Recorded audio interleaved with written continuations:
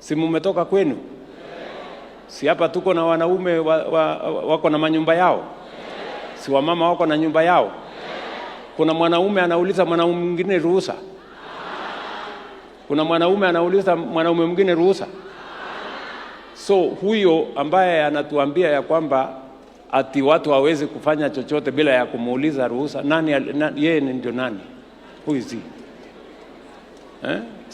Si mtu tapeli tu, mtu conman, mtu ambaye unataka kuchukua watu, unafanya kuwa wewe ni slave trader, mtu ya kuuza watu.